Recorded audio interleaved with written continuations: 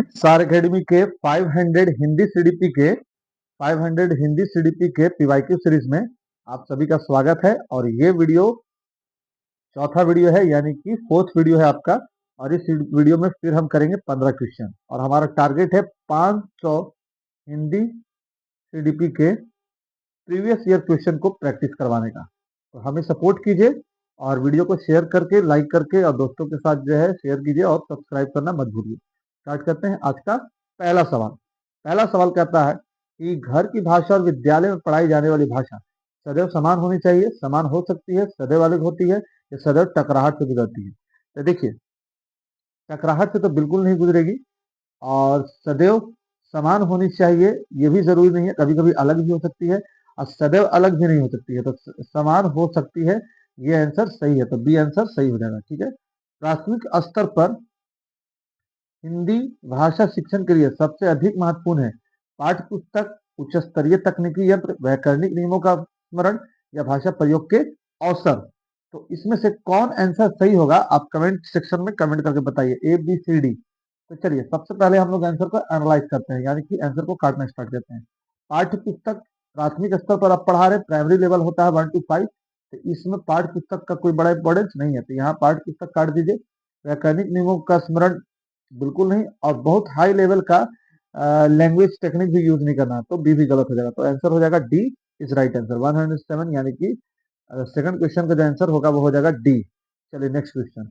हिंदी प्रयोग के विविध रूपों को जानने के लिए सर्वाधिक उपयोगी साधन हो सकता है। हिंदी प्रयोग यानी कि हिंदी यूज के अलग अलग फॉर्म को जानने के लिए सबसे ज्यादा यूजफुल सोर्स क्या हो सकता है? शिक्षण की विधियों का संपूर्ण ज्ञान, सुंदर ढंग से छवि पुस्तकें, उच्च स्तरीय लेखन सामग्री या बाल साहित्य का विविध उपयोग। देखिए, आप जो सीडीपी पढ़ रहे हो वो पढ़ रहे हो 1 to 8 के लिए, यानी कि क्लास 1 to 5 और 6 to 8 के लिए। तो आप जो है, आप जब भी हो तो आप बेसिक में हो, यानी कि प्राथमिक स्तर और माध्यमिक स्तर के लिए आप पढ़ाई कर रहे हो सीडीपी का। तो आप टीचर ही बनोगे तो 1 to 5 के बनोगे या तो 6 to 8 के बनोगे। तो इस लेवल पर बच्चे को जब भी आप लैंग्वेज सिखा रहे हो तो अलग अलग विधियों का पूरा ज्ञान होना एक टीचर को, इससे ज्यादा इम्पोर्टेंट है कि बाल साहित्य का विविध उपयोग करना टीचर जाने। तो यहाँ पर डी आंसर सही होगा, क्योंकि बच्चा जो है 1 to 5 और 6 to 8 का है, तो बाल साहित्य का ज्यादा उपयोग करोगे तो बच्चा इंटरेस्ट लेगा, और जब इंटरेस्ट लेगा तो कुछ ना कुछ सीखेगा। तो आंसर जो हो जाएगा थर्ड का, ये हो जाएगा डी।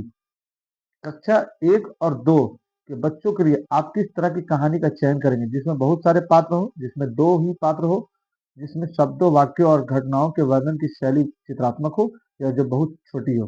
तो देखिए, बहुत छोटी भी आपको कहानी का चयन नहीं करना है, और बहुत बड़ी यानी कि बहुत सारे पात्र वाले भी कहानी का चयन नहीं करना है, और सिर्फ दो ही पात्र हो ऐसी कहानी का भी चयन नहीं करना है। चयन करना है आपको जिसमें शब्दों, वाक्यों और घटनाओं का वर्णन शैली चित्रात्मक हो, यानी कि जहां पर बड़ा बड़ा फिगर हो, कलरफुल फिगर हो। जब बच्चा स्टोरी पढ़े, मान लिया कि पढ़ रहा है शेर और चूहे का स्टोरी, तो बड़ा सा यहाँ पर शेर बना रहना चाहिए, यहाँ पर छोटा सा चूहा बना रहना चाहिए, इस तरह का यहाँ पर एक पेड़ होना चाहिए, इस तरह का फिगर रहेगा तो बच्चा ज्यादा सीखेगा। नेक्स्ट, यहाँ पर जाएगा सी आंसर। नेक्स्ट, प्राथमिक स्तर पर भाषा शिक्षण की प्राथमिकता होनी चाहिए। प्राथमिक स्तर पर यानी कि प्राइमरी लेवल पर लैंग्वेज लर्निंग का जो प्राथमिकता, प्रायोरिटी, वो किसको देना चाहिए? कविता और कहानी के द्वारा केवल श्रवण कौशल का विकास करना, कविता कहानी के द्वारा केवल श्रवण कौशल का विकास करना। प्राइमरी टीचर आप बन रहे हो, सिर्फ बोलने के लिए सिखाओगे ऐसा नहीं है।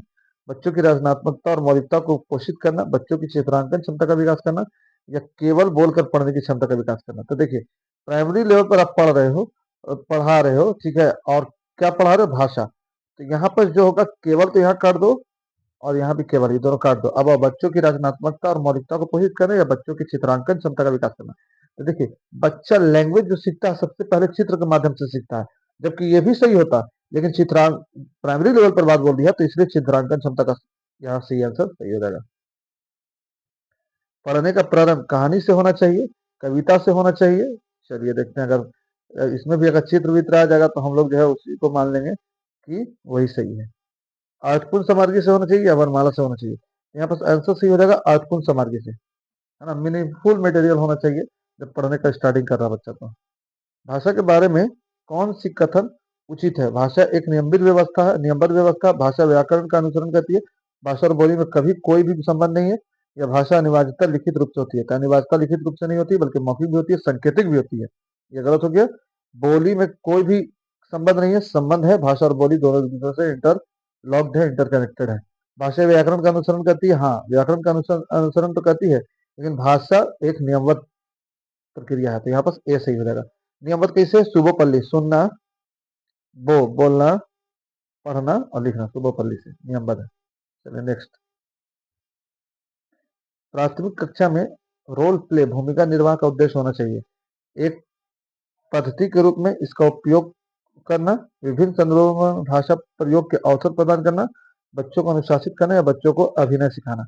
आप प्राइमरी लेवल के टीचर बन रहे हैं तो इसमें भूमिका यानी कि रोल प्ले का क्या भूमिका है?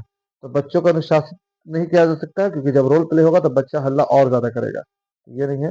बच्चों को अभिनय सिखाना नहीं, बच्चे को आप एक्टिंग सिखा रहे हैं ऐसा भी नहीं है। आपको एक्टर बनाने के लिए बच्चा थोड़ी दिया गया है।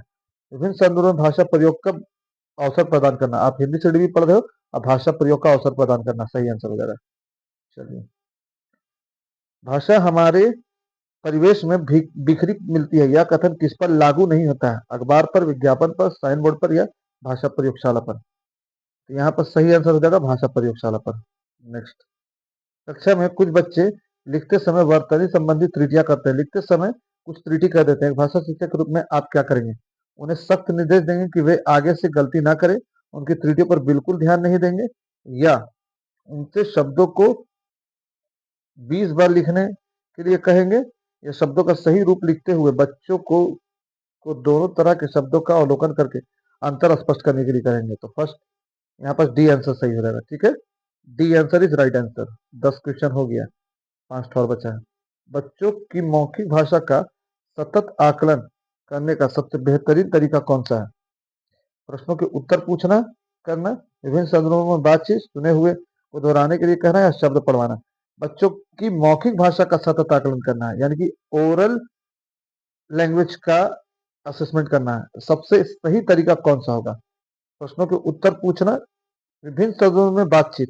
उत्तर पूछेगा तो एक लाइन में उत्तर बता देगा, तो ये जरूरी नहीं है। सुने हुए को दोहराना भी जरूरी नहीं है, और शब्द पढ़वाना सबसे ज्यादा सही रहेगा बी।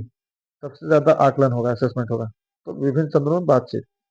भाषा में सतत और व्यापक आकलन का उद्देश्य है भाषा के व्याकरण का आकलन करना, भाषा के मौखिक और लिखित रूपों के प्रयोग को की क्षमता का आकलन करना, पढ़कर समझने की क्षमता का आकलन करना, वर्तनी की शुद्धि के बिना लिखने की क्षमता का आकलन करना। क्या बोल रहा है? सतत, है ना, और व्यापक, कंटिन्यूड एंड कम्प्रिहेंसिव इवेल्युएशन करना, सीसीई करना। तो भाषा के व्याकरण का आकलन करोगे, भाषा के मौखिक और लिखित रूपों के प्रयोग की क्षमता का आकलन करोगे, या पढ़कर समझने की क्षमता का आकलन करोगे, वर्तनी की शुद्धि के बिना लिखने की क्षमता का आकलन करोगे? तो यहाँ पर आंसर सबसे अप्रोप्रिएट जो है वो बी है, भाषा के मौखिक और लिखित रूपों के प्रयोग। कितना बच्चा यूज कर पा रहा है ओरल लैंग्वेज और रिटेन लैंग्वेज को, और उस यूज में वो कितना सही यूज कर पा रहा है, ये सही आंसर होगा भाषा के सतत और व्यापक मूल्यांकन के आकलन का। भाषा कक्षा में विभिन्न दृश्य श्रव्य संसाधनों के उपयोग का उद्देश्य नहीं है। सभी प्रकार के बच्चों की आवश्यकताओं का ध्यान रखना नहीं है, यानी कि निगेटिव क्वेश्चन है, निगेटिव क्वेश्चन। सीखने की प्रक्रिया को रुचिकर बनाना, विद्यालय प्रमुख के निर्देशों का पालन करना, या आधुनिक तकनीक को कक्षा में लाना। तो नहीं क्वेश्चन में था क्या? नहीं, तो नहीं का भाई हो जाएगा निगेटिव। निगेटिव ये ऑप्शन है। विद्यालय प्रमुख के निर्देश का पालन करना ये जरूरी नहीं है भाषा सिखाते वक्त अध्यापक को। ठीक है, आप अपने हिसाब से चलिएगा। पाठ्य पुस्तक की भाषा तत्सम प्रधान होनी चाहिए, तद्भव प्रधान होनी चाहिए, अधिकाधिक कठिन शब्दों से युक्त होनी चाहिए, या बच्चों के घर की समुदाय की भाषा से मिलती जुलती होनी चाहिए? प्राइमरी लेवल पर आप सीडीपी पढ़ रहे हो, हिंदी की सीडीपी, इसलिए बच्चा के घर की समुदाय की भाषा को मिलती जुलती रहना चाहिए, यानी कि घर समुदाय की भाषा से ही रिलेट करके इसको देखना है। ठीक है, प्राथमिक स्तर पर भाषा सिखाने से तात्पर्य है भाषा का व्याकरण सिखाना, उच्च स्तरीय सहित पढ़ाना, भाषा का प्रयोग सिखाना, या भाषा वैज्ञानिक तथ्य स्पष्ट करना। आप प्राइमरी लेवल पर पढ़ रहे हो और यहाँ पर प्रयोग ऑप्शन में आ गया, तो यहाँ पर हो गया सी इज राइट आंसर। तो ये था आपका 15 क्वेश्चन सीडीपी का, और आज कंप्लीट हो गया पूरे पूरे 60 क्वेश्चन, टोटल 4 वीडियो। तो वीडियो को जरूर शेयर कीजिए दोस्तों के साथ, और सब्सक्राइब कीजिए हमारे चैनल्स को, लाइक कीजिए इस वीडियो को, ताकि यूट्यूब रिकमेंडेशन में हमारा चैनल जा सके और हम और मोटिवेट होकर के कम से कम एक वीडियो में 50 क्वेश्चन का सीरीज लेकर के आए। ये 500 सीरीज को सक्सेस करवा दीजिए किसी तरह से। Thanks for watching this video. Please subscribe.